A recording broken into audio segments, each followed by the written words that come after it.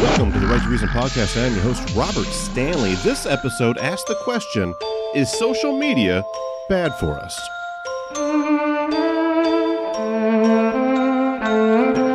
It's the Right to Reason podcast. I am Amy with a Y, the better half of the Secular Soup podcast. This is Matthew of the Odd Atheist Friends podcast. This is Dr. Ben Davis at AskDrBen.org, and you have the right to reason. Hi, this is Owen from Skeptical Texans. This is Sean Yankee from Conspiracy Theories and Chill, and you have the right to reason. And you have the right to reason. You have the right to reason. This is Brian Dalton from the Mr. Deity Show, and you have the right to reason. This episode of the Right to Reason podcast is brought to you by our patrons and contributors like me. We have all recognized the value of the unrestrained marketplace of ideas and have decided to make a difference. You can make a difference too. Contribute at patreon.com/right and learn more about your right to reason at therighttoreason.com.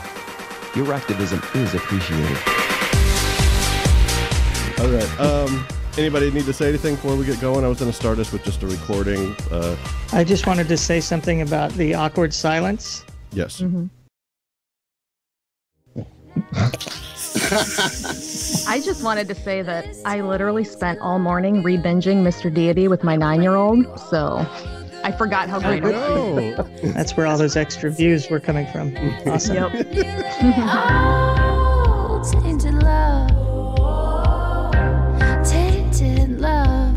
Social media has become part of our nature. We post, we share, we like, we follow, we unfollow, we subscribe. But how is social media affecting us? A small study of 20 college students found a correlation between students who demonstrated higher levels of Facebook addiction and activity in the amygdala striatal system while they interacted with Facebook symbols. This activation was the same seen in those with substance addiction. In a 2016 UCLA study, teens were split into two groups. One was shown a photo with a high number of likes, and the other group was shown the same photo, but with fewer likes. Those who viewed the photo with more likes were more likely to like the photo themselves than the group who saw the photo with fewer likes. Again, it was the same picture. This experiment found activity in multiple parts of the brain when teens saw photos they took receive a lot of likes. In particular, the study found significant activity in part of the brain's reward circuitry known as the nucleus accumbens. Dopamine is released in the brain after positive social stimuli, such as likes and positive comments on social media. Amy with a Y, Ben Davis, Brian Keith Dalton, Matthew Maxon, Owen Younger, Sean Yankee. Folks, what do you think about what they just said? Are we really being controlled in a way by social media, or is social media just a cumulative result of each of our personalities? It depends on the way that you use social media. Everybody seems to use it in a different way. For me, it's a great source of community, and I find the people I like. And I do notice that, the algorithms in Facebook change what I like and what I don't like and what I see. But I don't think you can answer this question for every single person because we all use it in a slightly different way. So it's Owen speaking here. Groupthink and confirmation bias are two fundamental human characteristics that precede social media. I think as social animals, we evolved that way. But I think that if you're looking for a machine that really flips the confirmation bias and groupthink bias switch on in our brains, I don't think you can find anything more than social media that could do that. I feel sorry for young people who are growing up in this situation because I suspect all of us are old enough to have had lives without social media, and I see this in. I have two younger stepkids and one of my own. My own was smart enough to figure out that she just needed to get off of social media. She's been off for maybe 7 years. She figured it out really quick. But the two younger kids, particularly the young girl who's just turned 21, she has literally never known a world now almost without social media. And I do see it affecting her differently than my own daughter, who's 8 years older. How does she get her news without social media? Right? I'm not sure how that works. She still thinks Obama's president. Yeah, well, good for her. I do worry about it in terms of productivity because I'm listening to what you guys are saying. I'm listening to the lead-in about addiction to it and that kind of thing. And it absolutely is addictive because we are social animals. I'm thinking back when I was like 14 and 15, I was the youngest of 6, and my parents didn't pay a whole lot of attention to me. So there were moments, especially evenings and stuff, they were downstairs watching TV or whatever, and it was some show I didn't care anything about, so I was bored out of my fucking skull, right? So what did I do? I got out my electronics kits and I started playing with them. I started learning stuff. I started reading my science books. If you've got this outlet, the social media, where you can just pull this thing up and look at pictures of cats all night long, I fear that young kids aren't going to do that anymore. And I fear like something's going to be lost when that happens. I think the point that's being missed here is that it's established that it manipulates us. It's scientifically designed to manipulate and control us. That's what it's for. In terms of marketing, you bet. In terms of everything, in terms of its entire purpose. So, they didn't put it out so we'd have a really cool way to talk to each other. You don't think that it's just a natural result of technology advancing? You're thinking like this was the powers that be finding a way to control the public? I think that they control the public through it. It happened organically, but they control the public through it. Oh, yeah, of course. I think it's absolutely a marketing tool and something that, like, you're right, it's not just there to be nice for us to meet people, but it still does have that side effect of connecting with people that you wouldn't have otherwise. Oh, and I live in a very rural area. I didn't know what an atheist was growing up.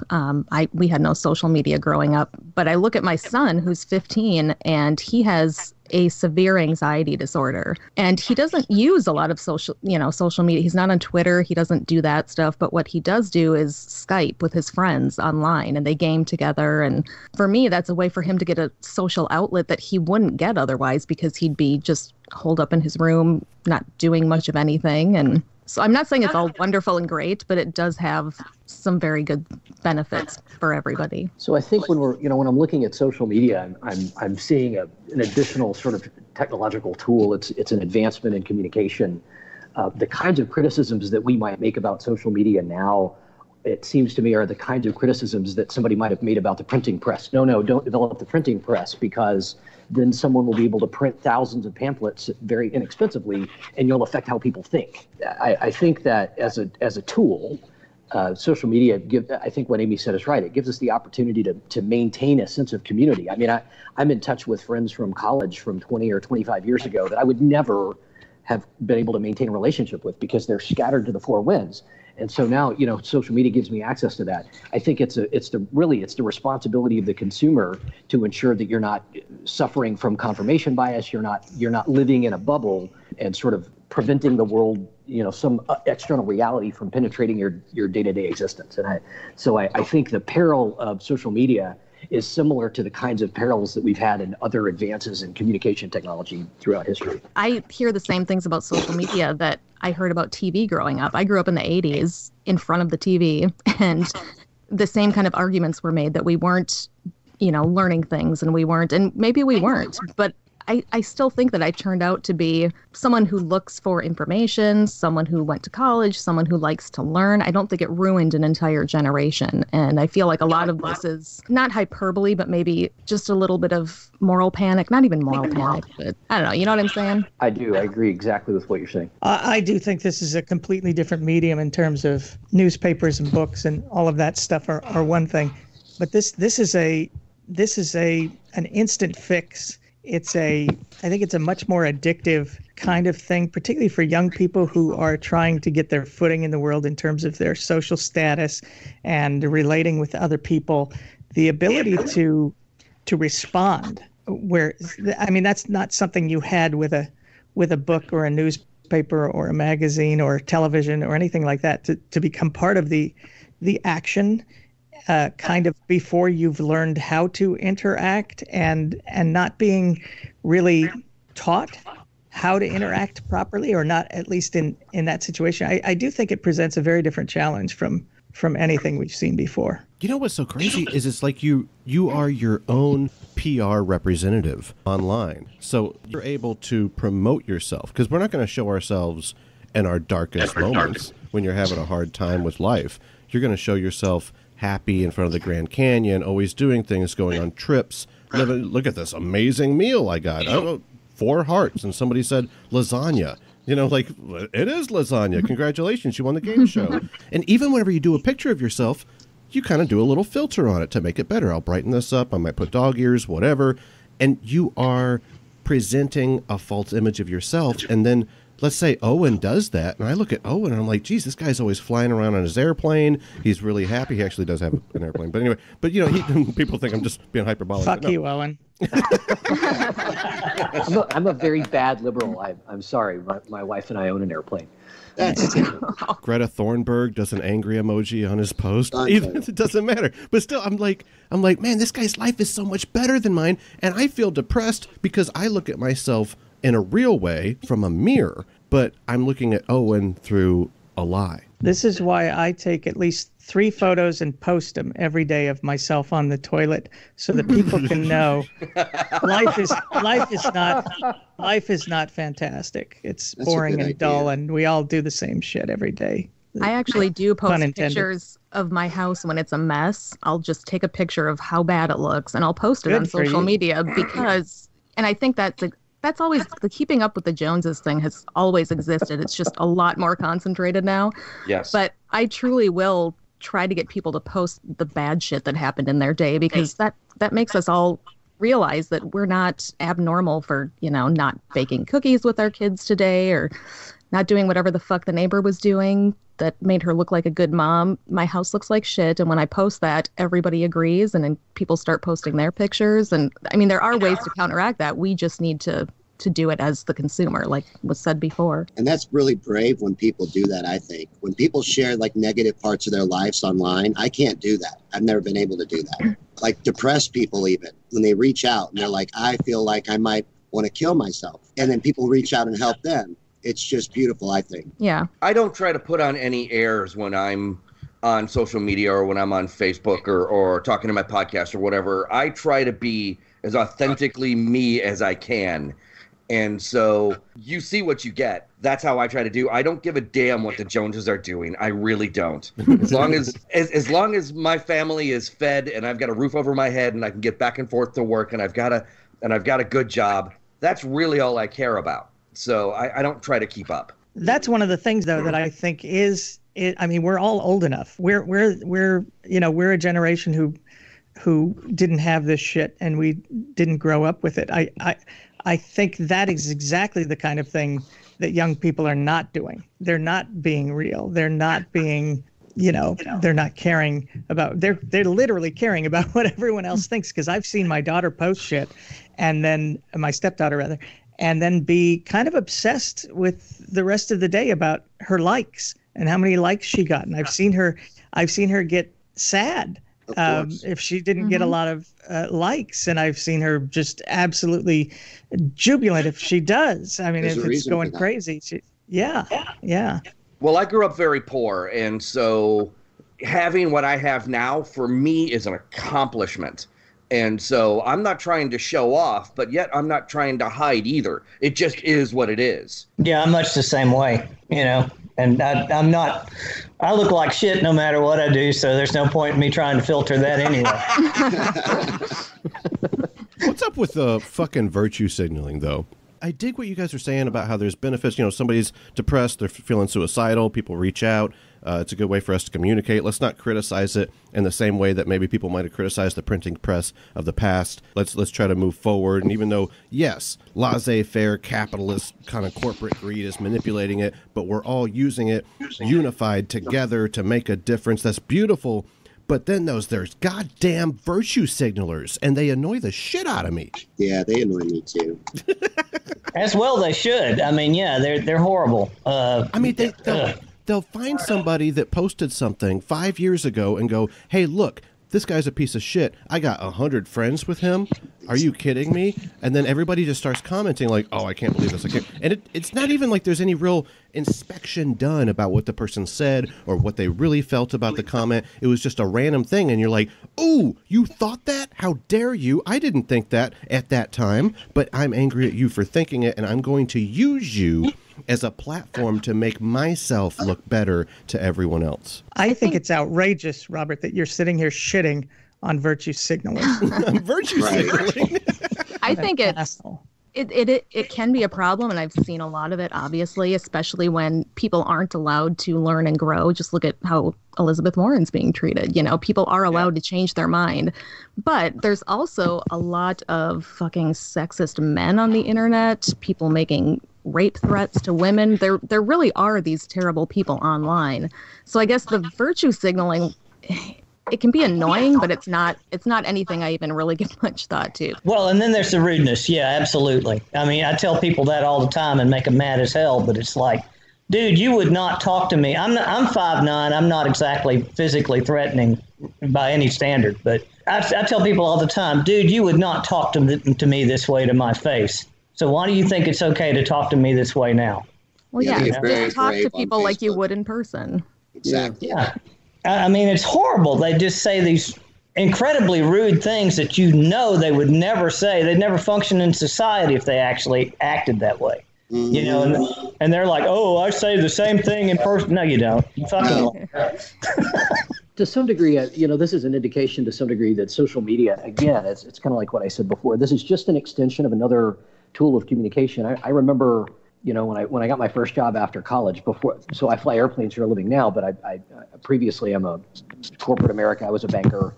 And one of the things they taught us when we got out of college and we, got into sort of the modern business environment in an office was, here's how to use email, and you need to be careful in emails not to go overboard. You need to always imagine that you're sitting across from someone. So 20 years ago, this was a normal thing in email before there was such a thing as social media, where it was a concern that if you weren't talking to someone in person, you were going to sort of overspeak. You were going to overmake your point. You were going to overly criticize the person that you were talking to. You're going to maybe cross the boundary of what would be appropriate if you were sitting across from that person. And I think it's true that social media just extends that risk in a more, it's something Dr. Ben said a little while ago, there's a more immediate capability of replying in a very public way. And so that's an additional risk. And I think it goes back to what I said earlier. It's the responsibility of the consumer and maybe the parents of the new young learning consumers or their teachers to help them learn the skills to make the best use of this new communication tool.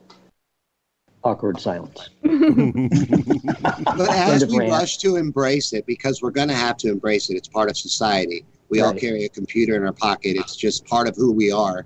So we're going to have to embrace it, but you need to realize and also educate people on how it's scientifically designed to manipulate your emotions. Someone brought it up earlier that their daughter's emotions fluctuate based on her likes. That there's a reason for that, and they have developed it in a way to capitalize on that fact. I feel like as a mom and also as someone who grew up poor, we always had the girls in school that had money and would wear the designer clothes and flaunted that, and there have always been mean girls in school and assholes. They've always been there. We just haven't been as connected to them in their real lives. Like I said before, of course it's super concentrated, but I feel like we miss that this stuff has always been there, and we're just finding a different way to deal with it. And yeah, we do need to learn how to adapt to it, because I hear all the time, just as a mom, why do you let your kid have a phone? You should just take the phone away. It's here. They're gonna have to live with it. So I'm not just gonna take away something that every other person they know has and just pretend like it doesn't exist. As a parent, it's hard to figure out what that balance is, I guess. Do you let your children have a Facebook, though? They don't want one. No? No. I mean, mine do.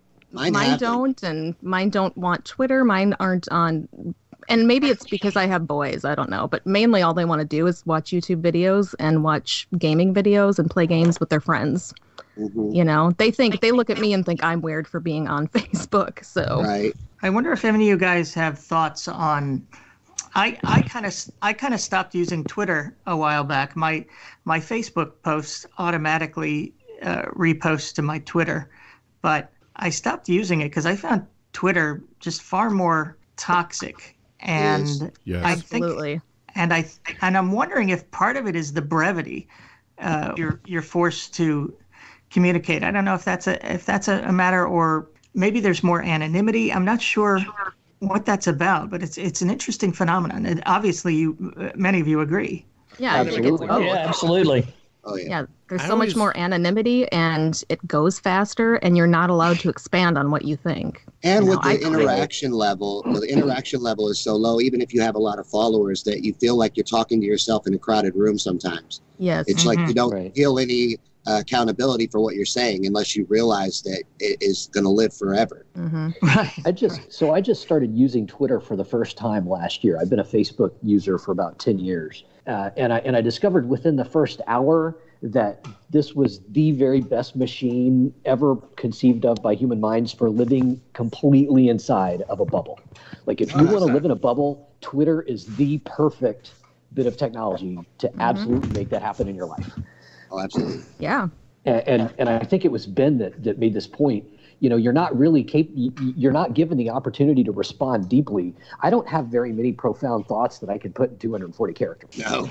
Also, there's the thing of I'm so glad that I did all my dumb stuff, or at least most of it anyways, before social media. Yes. Oh, God, yes. So much. And so I actually feel bad for a lot of young people today who do the same shit that I would have done 20, 25 years ago, who get it uploaded to YouTube now. It's like, and then yikes. Everybody gets to comment on it. Yes. Oh, yes. Some of the shit I did as a teenager, yeah, I think that all the time. Oh my God, if there were pictures of that and then everybody could see those pictures. Well, the Polaroids shit. the Polaroids when we were kids were huge. They weren't, little cameras now, but now everybody's got a camera phone in their pocket. So and what then do you think about that, though, for just a second, since we're talking about social media, the problem with cyberbullying? Yeah, real problem. It is. It's a problem that I don't have much experience with. Like I said, my kids don't really want to be on social media, so I haven't. Mine do. So they deal with that kind of thing all the time, and it becomes a really big thing. And the schools even focus on it now and punish you even for your social media. And I don't think kids realize that they'll be held responsible later in life for their social media. Oh, no, they're kids. They can't think ahead. No, your employers will look that up. That happens in interviews today. Wow. Wait, was I supposed to learn to think ahead as I grew? Eventually, at some point. But they're going to be held responsible, Hold on. Your employers will be able to scroll through your social media and learn about you. I mean, that's true, but at the same time, you can delete things. Like, you can, but you can't. You it's can't. Like always. Right, but an employer isn't going to take the time and effort to figure out what they need to do to go find all of that super old shit. They can scroll through your social media, but I mean, if you're working for, the CIA, sure, but if you're, I guess it depends on what kind of job you're going for. This is an ambitious kid we're talking about. Yeah. Hold on. Cyberbullying sounds like total bullshit to me. It really does. I mean, well, come on, you gotta wait. believe me. No, seriously. I mean, you're really gonna worry about somebody saying something that hurts your feelings online? Grow a fucking Absolutely. Have you ever been a 13-year-old girl? Yeah. Yes. Have you? Yeah. I mean, we used to worry about what people said to us all the time. It was just to our face or behind our backs, I don't want to give the impression that I was this kid that was always picked on. That's certainly not true. But I can think of over the entire course of my childhood, 2 or 3 bullies that, in a particular year in school or, in a particular class, just a total dick.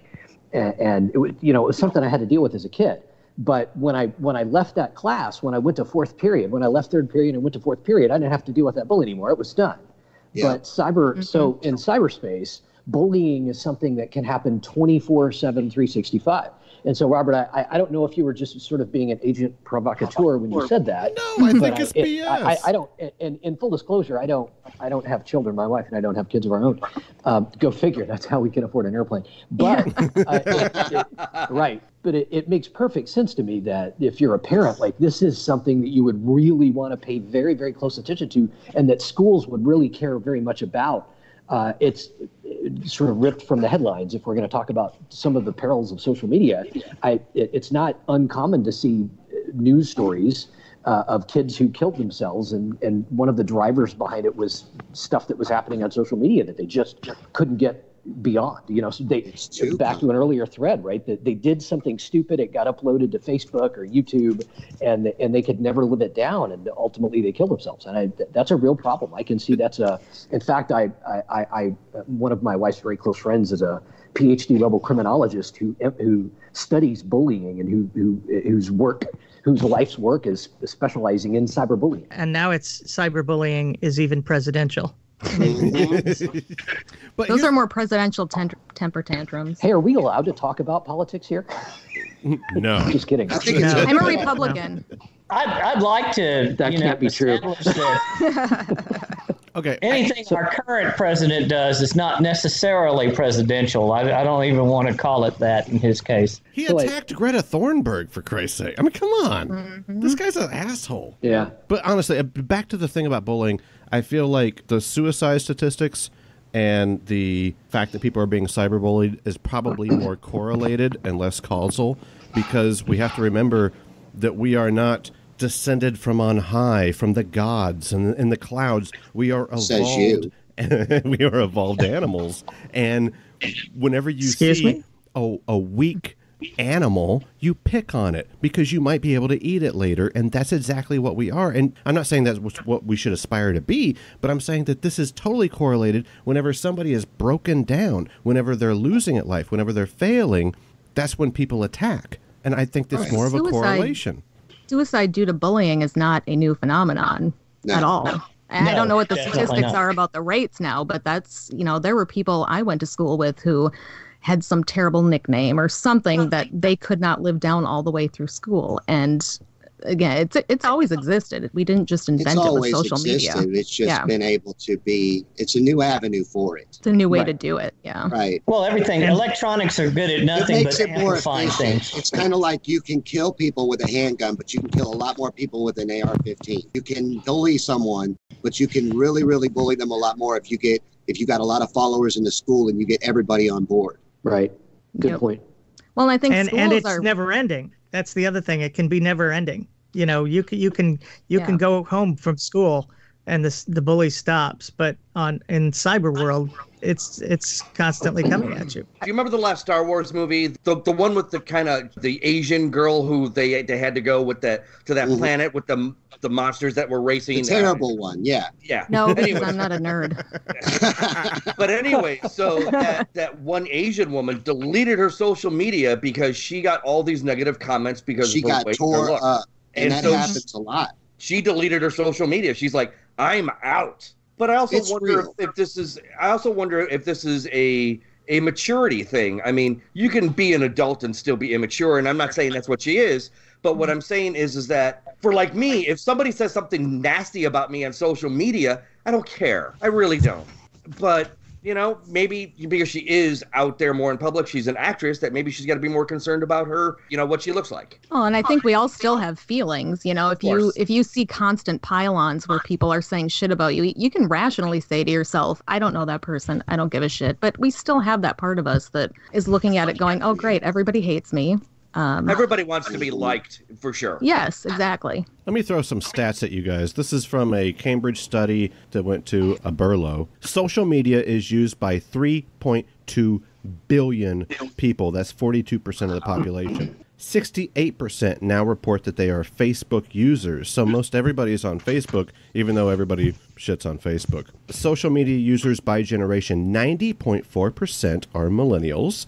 77.5% are Gen X, and 48.2% are from Dr. Ben's generation, the baby boomers. Time spent on social media per day is 2 hours and 22 minutes on average. 73% of marketers believe social media marketing has been somewhat effective or very effective for their business, so it's making money. Does that time count for playing Farmville? Just wondering. Actually, yes. I think then it goes up to 5 hours. I think it does because Thanks for telling God and everybody how old I am, asshole. Yeah, I'm sorry. Did you say something? I was checking Facebook. Yeah. Come on, you got shit to do. So, Robert, I think that your statistics really prove that people are sheep. Yes. Not really. I think it proves that people are what we evolved to be. Right? We're social animals, and social media gives us access to more society, and frequently that access is in the palm of our hand on the microcomputer combined with the telephone that we carry in our pocket. And I think our brains are wired through evolutionary processes to seek social interaction. And I think some pretty intelligent people figured out ways to satisfy that need and make a lot of money doing it. Absolutely. Capitalism, baby. Right. And how to control the population. So I think there's a lot of truth to that, and I want to tie back in. I don't know if it was Amy or Benner who said it before. There are two things. I think it was Amy that said this. Facebook has algorithms that control the kinds of things that come up in your feed. And I'm friends with hundreds and hundreds of people on Facebook, but they might post stuff for a week or a month before any one of their posts comes up in my feed. The reason is Facebook is controlling what it sends me because it's trying to get me to click on things that are going to make money for it. And so it's trying to affect my mood. But there's another aspect of this that goes back to the president and his behavior and his use of social media. And I think that is that some nefarious people and organizations in the world have figured out how to use social media as a mechanism for affecting the mood of the populace, particularly around election season, and in particular using newsy type fake news clickbait to affect thinking. And that the people who are most susceptible to that are the people who are not really very thoughtful users of social media, who have allowed themselves to get inside a thought bubble and stay. That's a fact, though. That's known. Yeah, it is. It's well established that they put out a lot of studies, they put out a lot of research, they put out statements themselves about how they've even done experiments on the population to see if they could control people's mood with social media. They have it down to a science. It's all to manipulate. And then they also control the narrative and what gets out and what is popular and what's exposed. It would be interesting to do an experiment at some point where for a week we have nothing on social media but really cute cat videos. And we see how different the world is after a week of that. There is something insidious about this stuff. I'm curious to know. I asked Robert this when we were going to talk about this, and that was my question was, does this include YouTube? Yes. Social Never media. read the comments in YouTube. They can be a Oh horror. my God, that is a horror show. It's funny because I get my favorite thing about doing my show and posting my videos is the comments. Yes, on YouTube. I've somehow managed to cultivate a group of people who are just so incredibly bright and funny and interesting. And I don't know if it's because I've done it so long now. I've whittled out the trolls and the idiots, but it's my favorite thing about posting. Really, Amy and I aren't say that it's everybody. It's not the majority. Yeah, Amy and I aren't popular enough yet to have a lot of commenters on Facebook. So whenever I get one, I'm like, yeah, somebody commented on my video. And if it's, I kind of want them to be bad because that produces more content for me. I can talk shit about them on my show. It's a win-win for everybody. Or if they say something bad, I love to go in and reply with, you are so right. Thank you for supporting our show, because I'm a snarky bitch. But they are a cesspool of, you go and read comments on just about anything and it reminds you how horrible humanity is. And that's probably my main social media outlet. And I watch YouTube? a lot of, I find myself, I don't even watch TV anymore. If I'm going to turn on the TV at night, I'll go to my Apple TV and go to YouTube and look for what's. Kids do not watch TV anymore, by the way. No, kids only watch YouTube. Yeah, I mean, I can confidently and they watch say people that. playing video games. Yes, constantly. I hate it. Yeah, that's weird. Why would you watch somebody else playing a video game? I don't understand it. What the I hell? heard a theory on it. Actually, someone, I don't know who brought it up, but I heard a theory that the reason the kids like it so much is that when you're watching a television show, you can tell that that's polished and that, they're putting on a show for you. Whereas when these kids are watching these YouTubers playing games, they kind of feel the authenticity. Like they know that's a real person. They're playing that game just like them, giving them tips. And I don't know, that the kids kind of hone in on the fact that that's somebody who could be sitting with them in their living room playing this game. And it's not just a polished, it's still version of something. It totally is. It's all but fake. The kids don't realize that. This is my point, though. It's all fucking fake. Because every single thing that sells has to be fake. Because if it was legitimate, we wouldn't like it. But 7-year-olds don't know that. No, but honestly, we're all content providers. Everybody here is a content provider. Tell me the truth. Are you really, honestly, are you really legitimately yourself? Or are you producing something that will get a click? Damn it, I'm myself. I'm myself. I'm a hyper version of myself. Guys. Come on. That's why I don't tried get it. any views, Robert. You're a genius. I'm a science evangelist, and yeah, that's me 24/7. But I also have less than 10,000 subscribers after 6 years, so I'm not particularly popular. That proves my I can't point. get to 1,000 subscribers. I can't even get to 100. Don't worry. Amy, I'm the same way. I'm where you at as far as our YouTube page, and Yeah. I always say on my podcast that for our 3 listeners listening, we're glad you are. What do you think about using Facebook and social media to make a living? So I've got to interject here just for a second. I don't actually have a podcast or YouTube channel. I have a blog, so I have the written word, and if that counts as content. That's content. That's Okay, content. well, I have on my WordPress blog. I actually think I have 5 followers, but I've also got a Facebook page that points to that blog, and all of my blog posts go on Facebook, and there might be 150 on there. I don't know. Sweet. But my blog is completely me. Like me and Rex, that we're the 2 skeptical Texans, but it's completely us. We're not being anybody else. Okay, Yeah. I'm sorry. Everybody's pretending like we don't know what the fuck I'm talking about. But whenever you see your little alt-right friend who's like, wow, Jordan Peterson's so legit, or they're like, oh wow, your left buddy is like, did you see what happened on MSNBC the other day? The Russiagate conspiracy or what? Every single time, all of us are thinking the same thing.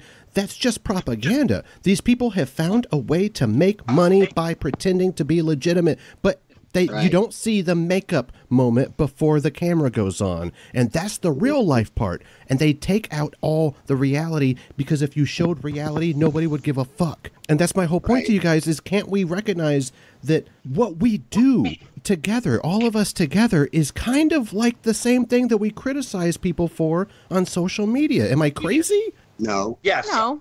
You're a you're little crazy. crazy. Yeah. A little crazy, but Halfway crazy.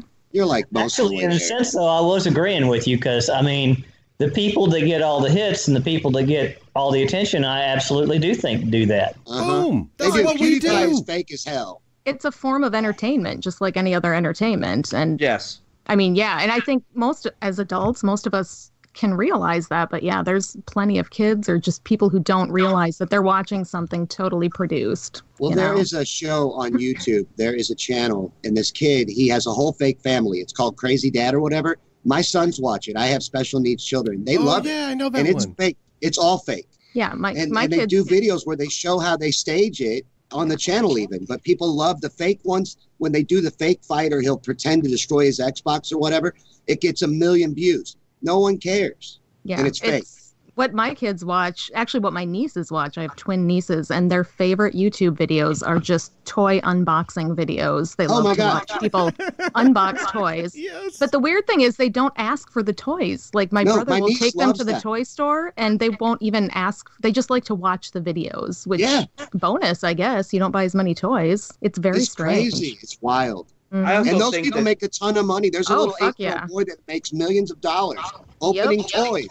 Yep. I tend to think those videos are like way over. I mean, they're like, oh my God, it's this. It's Oh, like, yeah. Really? Totally. Are you really that excited to get this? I mean, don't get me wrong. I mean, I understand a little bit of excitement, but almost peeing your pants excitement over a new game or the latest or whatever. Talk about some serious FOMO. Well, what pisses me off about it is that as a parent who doesn't have a ton of money, your kids then are constantly going, why can't we go to Legoland? Why can't I get this game? Why can't we go? Because, there's these channels where families will do all of these videos of them taking vacations and doing fun stuff. And, I can't live up to that. Like, there's no fucking way. But they're making real revenue doing that. Yeah, There's a absolutely. lot of people making a living on Yep. social media.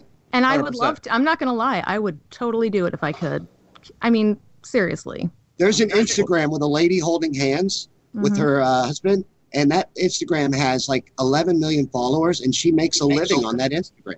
I just started one for my cats, and I'm hoping that goes big, but we'll have to see. Hey, it's got a good shot. My cats are cute. But the ones where they're doing stuff like, they're opening presents and that kind of stuff, it's kind of self-fulfilling in that you've got to buy more stuff to make more videos. So you're hopefully that you're in the positive on it. But People I can give them stuff. Oh, I was going to say, they get all that shit for free. The companies want them to do that. As someone who's been making a living on YouTube for the last 12 years, maybe actually a little more now, I do think there's a difference between polish in your presentation and not being authentic. Because one can be authentic and still use the tools and the talents and the wisdom of being, polished within a media to put out a message, which, we can all call it propaganda. But, in many cases, it's very, certainly at least in my case, it's very sincere in terms of what I'm pushing and what I hope to accomplish. And I've never been, anything but upfront about my absolute hatred of religion. I don't have a problem. I don't have a problem with the polish and the not necessarily being exactly who you are, because quite frankly, most of the time that's fucking boring as hell. We are boring people. So you have to come on. You have to. I've been doing video production for 17 years now. I can't tell you how many times I've had to tell a client, you got to smile more. You got to smile more.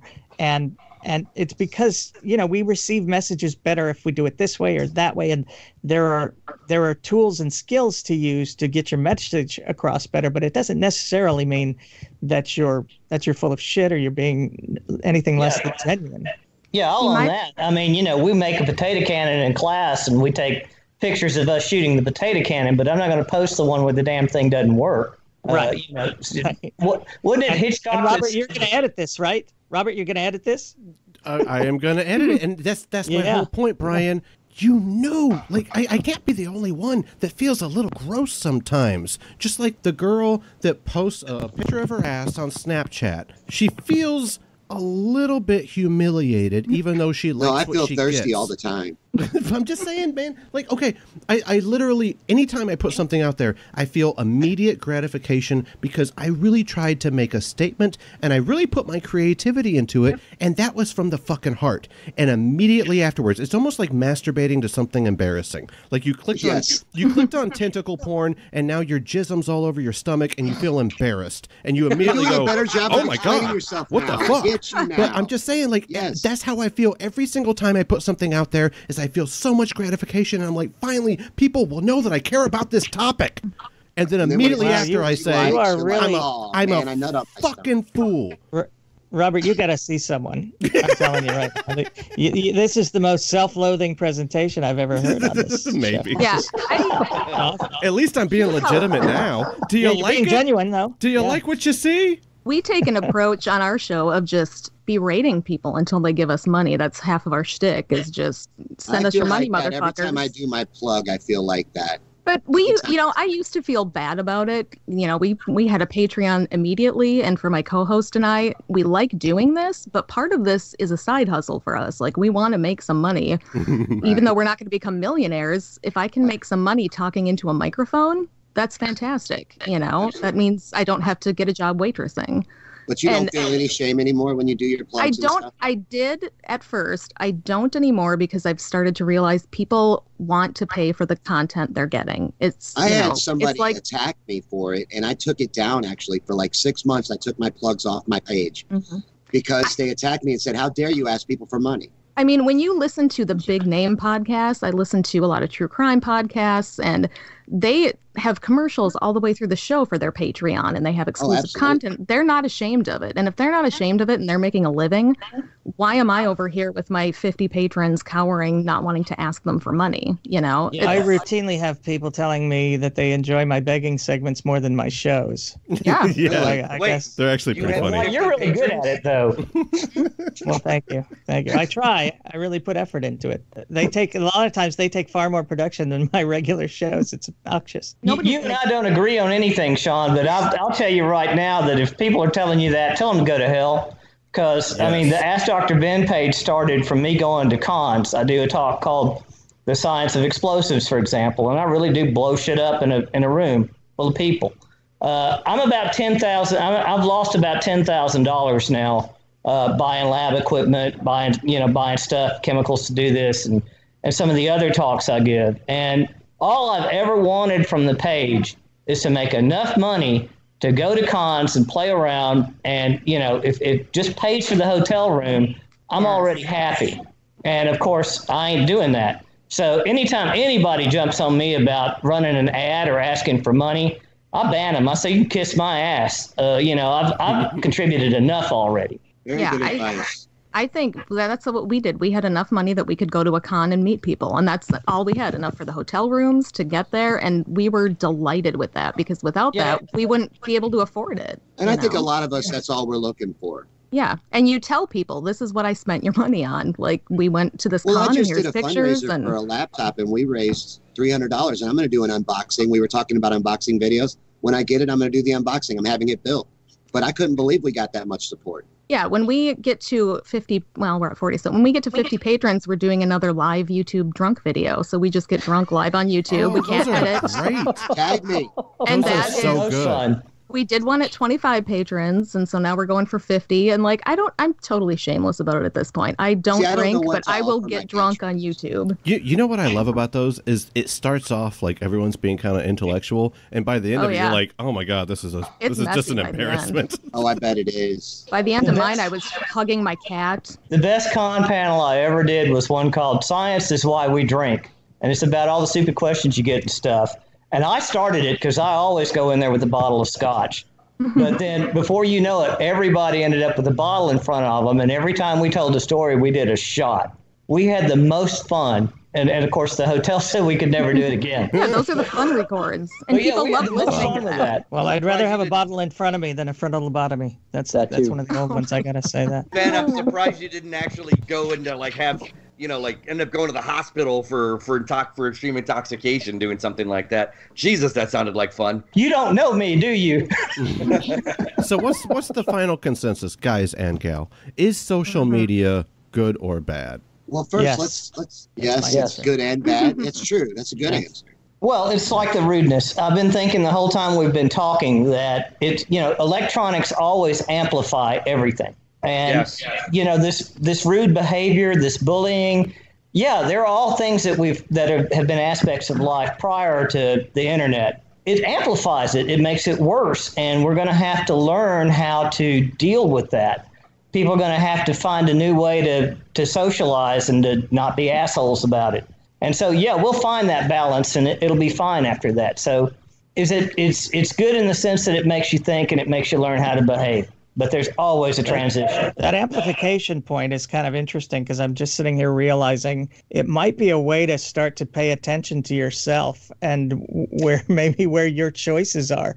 Because I'm somewhat proud of the fact that the stuff that I usually watch and get into is it's amplifying the good stuff rather than the bad. I've been pretty good at veering away from the toxic bullshit, and I was just trying to think of the stuff that I watch on YouTube, and even that it's so rare that there's maybe a little bit of the political stuff every now and then, but I don't even watch a lot of that. It's interesting. Maybe we need to use it as a tool to reflect on ourselves. I think as a tool, it's overall, I think the good outweighs the bad, for the specific reason that it allows people who weren't able to interact before to interact, and to find people that they can commiserate with, they can share things with. I belong to some mental health groups. I can talk to other people that have depression, and we can, help each other. I think that aspect of it outweighs the bad, but we do need to be careful with how we use it. I do think, however, as a future topic, I guess, for you would be the thing that terrifies me the most about being a parent is constant access to hardcore pornography. My children are growing up with constant access to that, and there's not You're going to start knocking my hobbies? So I that'd be interesting to discuss sometime. Kids being exposed to it constantly. That's true. Yeah. So I don't want to get into that now, but I worry more about that than social media. What the big takeaway on the conversation for social media should be is that it is a tool. It's part of our lives now. It's not going away.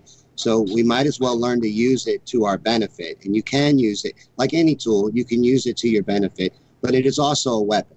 It's scientifically designed and to alter your moods and to alter your perceptions and to control what you are told and what you take in. And like he was saying, you need to monitor what you take in, because your mindset's very important. You got to protect that. And all these outside influences like social media are designed to infiltrate and manipulate that. So if you are controlling it, it can be good. It's good if you control it and use it as a tool and use it smart. You know, I have another question for the group, and I honestly don't know the answer to this. Have all the avenues to social media in terms of like the technology, the phones, the computers and whatnot, come down in price enough to the point where we're not just hearing from the middle and upper classes? Yeah, So, yes. Absolutely. Yeah, you can get a really good smartphone for like $120 at Walmart and a boost card for $35. Everybody go to the library and use a computer. Absolutely. Yeah, everybody has access to it. All right. Last week was my birthday. I bought a new laptop on a whim. We're talking on it right now. Wow. Yeah, they're not that expensive anymore. Nice. Speaking of labor, social media actually helped me get a job. It helps everybody get a job in this day and age, but I'm saying in particular, so the wife and I went through a hard time a couple years ago, and we separated for about a year. And during that time, I was shocked at just how easy it is to go on social media and hook up with people. I was like, Jesus, like I had to work for this when I was a kid. The idea of seeing someone else's butthole was something like you had to like work so much effort to get there. But like once you're on social media, you just have to wait till she gets drunk and depressed. I was like, Jesus, is this really what like kids are having access to nowadays? And I didn't know what LinkedIn was. So I added some dating shit on LinkedIn. And then like a year later, I totally forget about it. And I'm in an interview. I'm applying for like a quality management position. And the guy across from me is like, so I see you have ISO 9001 training. You got a little bit of OSHA experience, some 5S, also your DTF. This looks very good for our company. And like the whole time I'm like, oh God, no. So I didn't know if I was going to get the job or get me too'd. But it was insane. It was absolutely insane.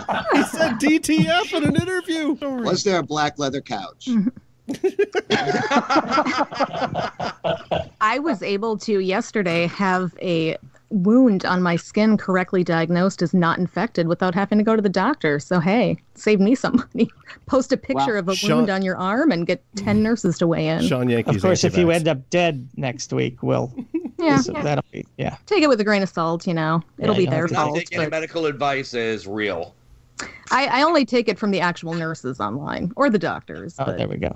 These are people just out that of curiosity, how do you know that they're nurses and doctors? Well, okay, you can't 100%, but I belong to a group that's been there for 9 years with about 200 people, the same people who have discussed our careers and our, so I'm not just putting it out there into the ether. Okay. These are a specific group of people. Yeah. Okay. I thought you were joking. You really got advice from social media about a medical crisis? You're going to die, Amy. I've just got I'm like this. I can't tell if it's infected. I don't think so, maybe. So I just put a picture. I'm like, what do you guys think? It's a private page. It's not like, Amy. And hey, it was great. Amy, you're going to die. Nah. I have 2 friends who are nurses, and I know about 3 more on Facebook who say they're nurses, and I believe them. But they are out there, Well, I have a friend in real life who's a nurse who is also on Facebook, and I also just private message her inappropriate pictures of wounds on my skin, and then, I know she's a nurse, so. Nice. Saving some money. That American is hot. healthcare. Mm-hmm. Guys, that's a really hot story. Before we wrap this up, could all of you please let us know how we can find your content? So you can find me at Secular Soup Podcast, which you can find anywhere you listen to podcasts. You can find us also on delightfulbitchcraft.com, which is our website where we promote the podcast as well as our bitchy crafts that we sell on Etsy. So you can buy weird ass shit from us at our website. But come give us a listen. Secular Soup Podcast. Amy with a Y and Amy with an I. It's fun. We get drunk. I'm everywhere, baby. YouTube, Facebook, but the easiest way to find me and find all my relevant links is AskDrBen.org. I'm on YouTube. Just look up Mr. Deity. And if you want to support the show, it's patreon.com/Mr. Deity. No period in between Mr. and Deity. DEITY, not DIETY. That's Mr. Deity. That's a totally different thing. Hi, this is Owen Younger. I'm one half of the Skeptical Texans. We're the home of atheism, free thought, and evidence-based thinking in Dallas, Texas, the heart of the Bible Belt. You can find us at www.skepticaltexans.org or at Skeptical Texans on Facebook. So this is Matthew of the Odd Atheist Friends. I'm one half. I'm a former fundamentalist, retired military guy. former conservative Christian, and my co-host is a trans man half my age. We have some interesting conversations, to say the least. So you can find us anywhere with Odd Atheist Friends, Odd Atheist Friends podcast. Come find us, show us some likes, and have a listen. Thanks. All right, I'm Sean Yankee, and the best place to follow my content would be to follow me on Facebook. I do all of my shows live from my Facebook page. So just go to Sean Yankee on Facebook and look for the really good-looking guy in the hat. And that's me. And the other way to follow my content is by following me on YouTube, Me on Things and Stuff, or on Twitter at Sean Yankee. Thank you to today's guests. Thank you to Dave Blair at davefreesong.com/free music. Thank you to our patrons. I want to send a special thank you to Freethinker215 for increasing his pledge recently. He wants you to support Foundation Beyond Belief. You can also support this broadcast at patreon.com/right and learn more at therighttoreason.com. Next week, Felicia Entwistle from Utah Outcasts and Seamus and John from the Free Thought Prophet will be debating Me Too within the atheist community. More specifically, whether David Silverman should be platformed after his rape accusations. Seamus and John just had him on their show, and Felicia is pissed.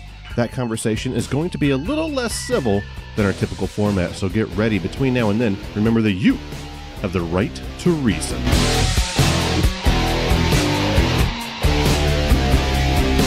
And I finally said, okay, I'm gonna go sign up with Twitter. And I did. And I discovered within just an hour. Hold on. I'm sorry, Owen. Let's wait till the dog's done. The dog. He's getting attacked. Cookie. Sorry. Were they in a Twitter fight? They might have been. I'm sorry. I didn't know that would come through. It's like you didn't like my meme before you stole it.